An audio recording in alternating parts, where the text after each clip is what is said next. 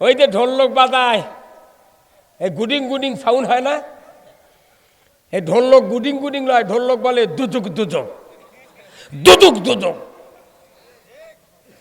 আর দুটা কাঁসার থাল আছে বাজায়, জুরি, এই জুরি কয় তিনজন তিনজন। আর একতারা যখন টান মারে তখন কয় কে কে, কতক্ষণ। আর এই যে হারমোনিয়াম আছে শয়তানের বাক্স, বাঁ হাত দিয়ে টানে, ডান হাত কলর দেয়, এক আলিফের মদ দেয়া কয় এই তিনজন কে কে। তার এক নাম্বার হলো ই কে, এই যে যাই বাজাচ্ছে। তারপর দুই নাম্বার হলো উই, যাই বাজা নিল। তিন নাম্বার মদ দিচ্ছে উই, যাই বাজান শুনলো। এই তিনজন গোষ্ঠী শুদ্ধা দোজক দোজক করছে ঢোলক। আমি হাসির খোরাক নয়, আল্লাহ রসুল বলছে যারা গান বাজনা বাদ্যযন্ত্র নিয়ে মত্ত থাকবে, ইসলাম ভুলে যাবে, কোরআন ভুলে যাবে, রসুলের আদর্শ ভুলে যাবে, এদের জাহান্নাম ছাড়া উপায় নাই। আজকে কোরআনের মাহফিল, আল্লাহ নিজে বলছেন যে নামাজ কায়েম করবে রাষ্ট্র শক্তি, আল্লাহ নিজে বলছেন। তারপরে আমরা কথা বাংলা বলার পরেও দিল উজাড় করে বলতে পারলাম না, আল্লাহর কথা সাপোর্ট দিতে পারলাম না। ঠিক আছে হুজুর, এই কথা যদি আমরা শুনতে পাতাম, আল্লাহ আসমান থেকে আরশে আজিম থেকে খুশি হয়ে যেত। আল্লাহু আকবার। এই কোরআনের কথা, এটা অন্য কোনো বাজে মানুষের কথা না। আল্লাহ রাসূল বলছেন কেউ যদি আল্লাহর সাথে কথা বলতে চাও তাহলে তুমি যেন কোরআন তেলাওয়াত করো। আজকে জাতির দুর্ভাগ্য, কোরআন তেলাওয়াত করে না, বহু লোক কোরআন পড়ে না। এমনও মানুষ আছে 40 বছর বয়স হয়ে গেছে, ওই জীবনে কোরআন হাতই দেয়নি। কি আছে না? এমনও মানুষ আছে বাংলাদেশে, বিয়ে করবে যাচ্ছে 2 রাকাত শুকরানা নামাজই পড়ে পার না, খালি মুখ লড়াচ্ছে, কি করছে ওই জানে না। কতক্ষণ। এমনও মানুষ আছে জীবনে দোয়া কুনুত মুখস্থ করতে পারে নাই, অথচ 70 বছর হলে ওই বেতের পড়িচ্ছে। আছে না নাই? এমনও মানুষ আছে গোসলের 3টা ফরজ কয়টা জানে না, উইও জানে না, আর বউ জানে না, অথচ ডুব দিয়ে দিয়ে টেবলের হ্যান্ডেল শেষ। কতক্ষণ। তাহলে এই জিনিসগুলো শেখা লাগবে ইমামত থেকে, আলিমত থেকে, ইসলামত থেকে, কিতাবত থেকে, ধরে বল ঠিক কিনা। তাহলে আমি এই কথাগুলি আপনাদেরকে বলবো। এতগুলি কথা বললাম শুধু আপনার আমার মাথাকে ফ্রেশ করার জন্য। এই জন্য আপনারা যারা আমার সামনে বসে আছেন, আজকে আমি কোরআনের কিছু কথা বলবো, যদি আপনারা আমাকে একটু হেল্প করেন, কথা দিয়ে, ফিডব্যাক দিয়ে, রিপ্লাই দিয়ে, তাহলে আমি আন্তরিকভাবে আপনাদেরকে কথা কিছু বুঝাতে পারতাম। জোরে কোন আমিন। তাহলে একটাবার আমি আপনাদেরকে পরীক্ষা করব। এত বক্তৃতা, এত ওয়াজ, এত তরিকা, এত মাদ্রাসা, এত হাজি, তারপরে বাংলাদেশে কেন মানুষ নামাজি নাই, কেন সুদ বাদ দেওয়া নাই, কেন চুরি চলে, কেন জেনা চলে, এর কি কারণ? এই কারণ আমি উদ্ঘাটন করার জন্য আমি আপনাদেরকে পরীক্ষা করব কোন দোষে দেশের এই ক্ষতি হচ্ছে। আপনারা আমার সাথে কথার উত্তর দিবেন, তাহলে বুঝতে পারবো কি কারণে দেশে এই ক্ষতি হচ্ছে। তাহলে তাকবীর দিতে হবে, পারবেন তো? আল্লাহ তাআলা কোরআনে বলছেন ওয়া রাব্বাকা ফাকাব্বির, তোমরা রবের নামে তাকবীর দাও। আল্লাহু আকবার। কে বলছেন? আল্লাহ বলছেন ওয়া রাব্বাকা ফাকাব্বির, তোমরা রবের নামে তাকবীর দাও। তাকবীর দিতে হবে কার নামে? তাহলে আমি তাকবীর দেব। আল্লাহ রসুল বলছেন আহাব্বুল কালামে ইলাল্লাহি আরবা, 4টি কথা আল্লাহর কাছে প্রিয়। তারই 4 নম্বর কথা হলো আল্লাহু আকবার, 3 নম্বর হলো লা ইলাহা ইল্লাল্লাহ, 2 নম্বর হলো আলহামদুলিল্লাহ, 1 নম্বর হলো সুবহানাল্লাহ। তাকবীর দিতে পারবেন তো? সবাই দেবেন একসাথে, দেখি তো কত আওয়াজ। আক্কেল, এটা আক্কেলপুর থানা, বলেন লিল্লাহে তাকবীর। ওই কানিতে আওয়াজই পাওয়া যায় না। লিল্লাহে তাকবীর, নারায়ে তাকবীর, নারায়ে তাকবীর। আল কোরআনের আলো কে শিখেছে আপনাকে? 50 বছরের কোরআন শরীফ পড়ছি, 50 বছরের হাদিস পড়ছি। বক্তৃতার বয়স আমার 42 বছর পড়ছে কাল থেকে। কাল রাত 12টার সময় আমার 42 বছর পড়েছে কোরআন পড়া।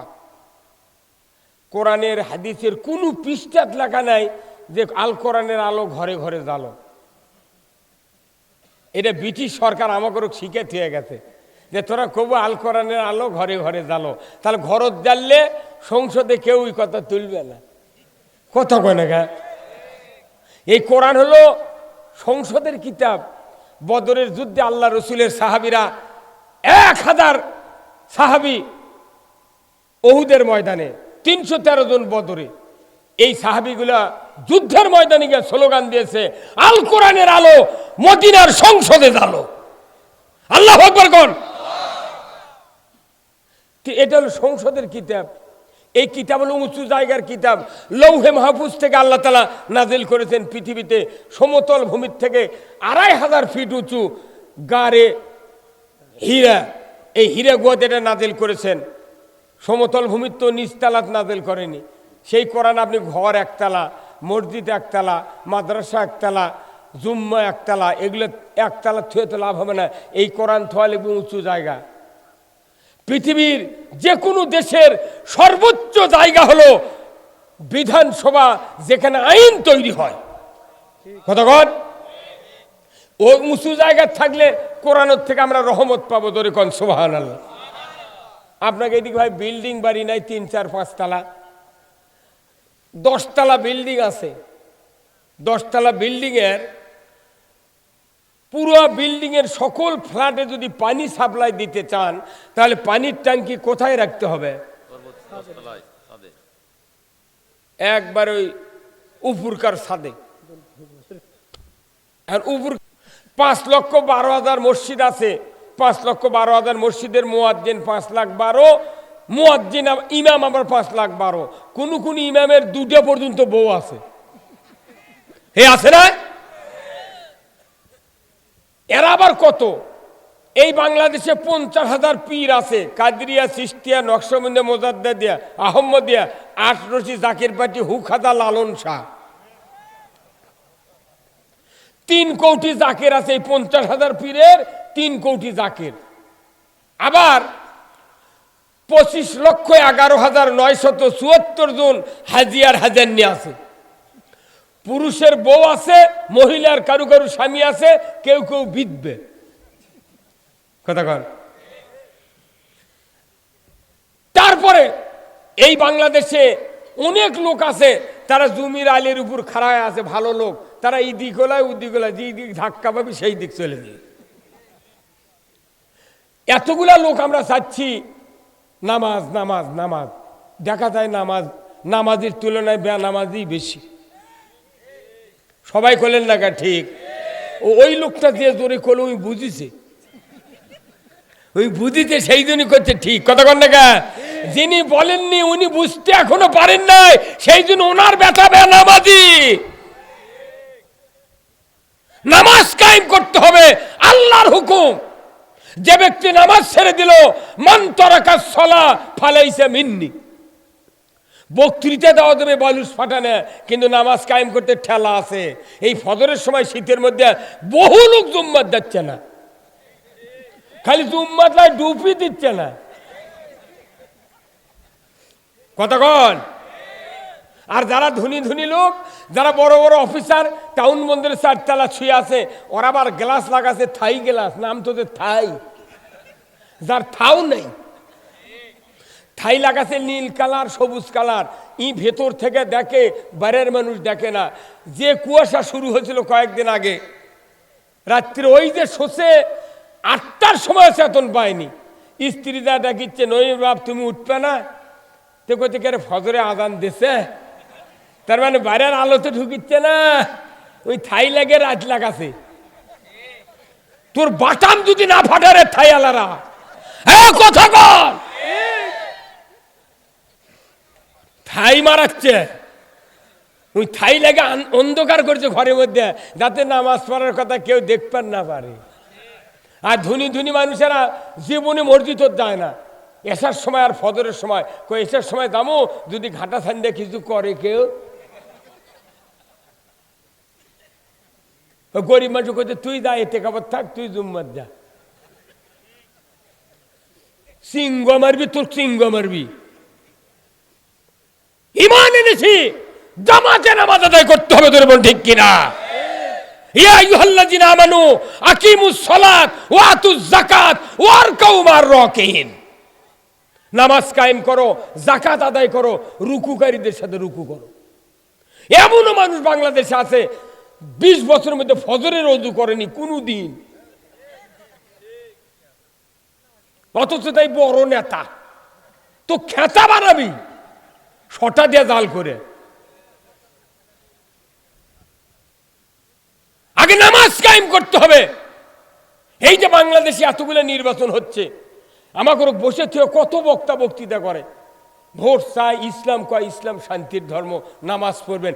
দেখা যায় উই নামাজ পড়ে না। নামাজ দেশে মানুষ বললে নামাজ হবে না, নামাজ রাষ্ট্র শক্তি কায়েম করবে। ওযু আপনি ব্যক্তিগত করতে পারবেন, কিন্তু নামাজটা একা একা কায়েম করা যায় না, রাষ্ট্র শক্তি ছাড়া নামাজ কায়েম হবে না। আমার ভাইয়েরা, আপনার বেজার হচ্ছেন? হ্যাঁ, বেজার হলে কমো না। এই জয়পুরহাট আমাদের বগুড়ার একদিন মহকুমা ছিল। আমরা তখন ক্লাস 3 পড়েছি 68 সনে। ভাই আপনি কোন সনে এসেছি? 78। তখন এই জয়পুরহাট ছিল মহকুমা। আপনাদের এই এলাকাতে আমি কোনোদিন আসিনি। এই 5 বিবি, তারপরে আপনার হচ্ছে সদর, ওই রতনপুর, বাগজানা, মাজিনা, ওই দিক বহু সভা করছি। কিন্তু আপনার এই আসি না যে আপনাকে আমাকে দাওয়াত দিয়েছে, আপনাকে এই গ্রামের ছেলে ওই যে মতিউর আমার গ্রামত বিয়ে করছে। অনেক দিন হলে লাগিয়েছে, ভাই না আপনার ওটি যাওয়া লাগবে। আমি বারে সময় নাই তো কি করি, এই জন্য আসছি দুটা কথা বলার জন্য। আপনারা যদি একটু এনকারেজ দেন, আমাকে একটু হেল্প করেন, ভালো কথা শোনার পর, কোরআনের কথা শোনার পর একটু সজাগ হবেন। আমার এই মাহফিলে যারা বসেনি, আগামীকাল আমাকে তার স্বপ্নে দেখা লাগবে, স্বপ্নে দেখা লাগবে। আল্লাহ রাব্বুল আলামিন নামাজের উপরে তো তাগিদ দিলেন কেন? কেন রাষ্ট্র শক্তিকে বললেন নামাজ কায়েম করো, যাকাত আদায় করো, ন্যায় কাজের আদেশ করো, অন্যায় কাজের নিষেধ করো। সরকার যদি বলে গোপীনাথের মেলাত কোনোদিন আর যাত্রা চলতে দেব না, ওটি প্যান্ডেলই করে পারবে না। আর আমরা যদি 1200 মৌলবি কই যাত্রা করতে দেব না, ও কি আগে পিঠে মারে ফেলবি।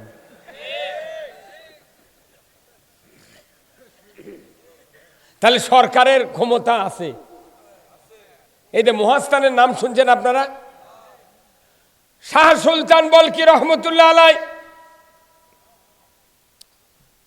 কোথা থেকে আসলেন? উনি মহাস্থানে পরশুরামের সাথে যুদ্ধ করে বগুড়ার জমিনে, জয়পুরহাটের জমিনে উনি কালিমার পতাকা উড়ালেন। শাহ সুলতান বলখি বলক দেশ থেকে এসে। অথচ আজকে কতদিন চলে গেল, মহাস্থানে দেখা যায় প্রতি বছরের শেষ বৃহস্পতিবার দিনে ওই মহাস্থানে 27 মণ গাঁজা খায়। কত ডিসি গেল, কত এসপি গেল, কত নেতা গেল, কেউ মানা করে না,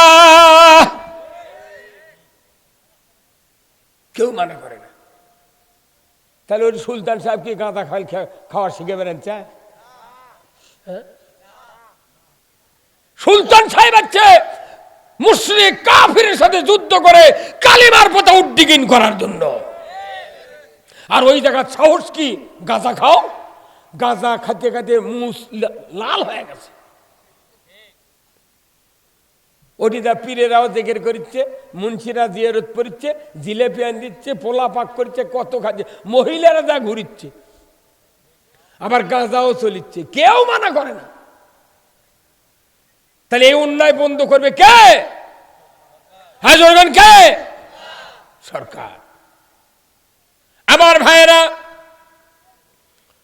এত তাগিদ দিয়েছে, 4টা দফার একটা দফা কোন মানুষের বক্তৃতায় কায়েম হবে না, কোনো অন্যায় বন্ধ হবে না, ন্যায় চালু হবে না, নামাজ কায়েম হবে না, যাকাত কোনোদিন চালু হবে না। কার কথা? যাকাত আমরা নিজেরা দিলে হবে না।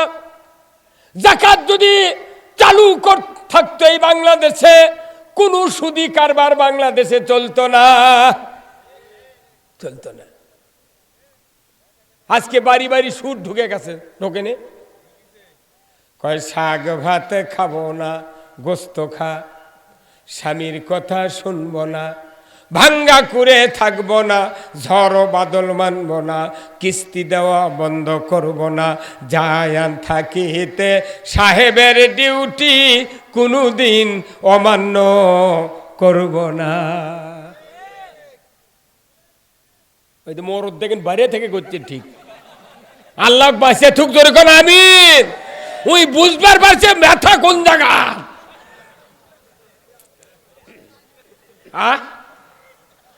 সুদ চলিচ্ছে দেশে, অথচ যাকাত আছে হাজার হাজার কোটি টাকার মালিক আছে বাংলাদেশে। বাংলাদেশের ব্যাংকে টাকা না আটে ওই বিদেশত পাচার করছে, কেউ কোলবালিশের মধ্যে, কেউ চাউলের হারা, কেউ ফ্রিজের মধ্যে। অথচ যাকাত চাইলে করছে গরিব কো কি ভাই, শতকরা 2.5 টাকা, লাখে 2.5 হাজার হাজার কোটি টাকা ব্যাংকে পৌঁছে যাচ্ছে, অথচ গরিবের কোনো যাকাতের ভাবনা নাই। ফেতরা দেয় তাও 10 পাক ঘুরে 2 টাকা। চামড়ার টাকা না গরিব পালে হয়নি। কুরবানির 15 দিন আগে থেকে ঢাকার থেকে কয় বদমাইশ, কয় ট্যানারি খারাপ। 70,000 টাকার গরুর চামড়া 4 টাকা দিয়েও বেচতে পারি নাই। রোদ যে শুকে থুছি, তাহলে চামড়ার দাম যদি এতই কমে যায়, বাটা কোম্পানির জুতা একটা কিনেছি 3,000 টাকা দিয়ে 1 জোড়া শু, আর 1 জোড়া 10,000 টাকা। তাহলে এক কাল্লার চামড়া দিয়ে 6 জোড়া স্যান্ডেল হয়, গরুর চামড়া কাল্লার চামড়া দিয়ে 6 জোড়া। এক জোড়া স্যান্ডেলের দাম 549 টাকা, তাও পায়ের গোড়ার ওটি লেগে থাকে। তাহলে কাল্লার 6 জোড়া, তাহলে 6 জোড়ার দাম কত হলো? 5 6 30, 3,000। পুরো গোটা গরু পরে আছে। 1 জোড়ার দাম 3,000 যদি হয়, একটা গরুর চামড়ার ইমুরার উইমুরার দিয়ে কমপক্ষে 20 জোড়া জুতো হবে। গরিব টাকা পাবি দেখে করছে ট্যানারি খারাপ। তোরা আয়, এই জয়পুরহাট বগুড়ার জমি তোরা আবাদ করবো, আমরা যা চামড়ার ব্যবসা করবো। কতক্ষণ তোরা আলু লাগা, জমি লাগা, কোন পত্তনের টাকা দেওয়া লাগবে, আমরা ট্যানারি করবো। ওরা গরিব ঠকানোর জন্য এই ধোয়া তোলে। আর আপনি জুম্মার মধ্যে করছেন আল্লাহু আকবার, আর গরিব মানুষ গেছে চামড়ার টাকা নিবে, হুমা একটা গরু কুরবানি দিয়ে 250 টাকাতে চামড়া বেচে 4 আনা করে গরিব দিচ্ছে। 1 কোটি বছর 4 আনা দিলে কি করবে ওটা দিয়ে? সেই কথা করছেন না। হ্যাঁ, আসল কথা কলি চাচা, মিম্বর থেকে নামো। হ্যাঁ জোরে বলে ঠিক কিনা? মুসলিম আমি, সৈনিক আমি, আমি চির রণবীর, আল্লাহকে ছাড়া কাউকে মানি না, নারায়ে তাকবীর। বীর মুসলমান ধরো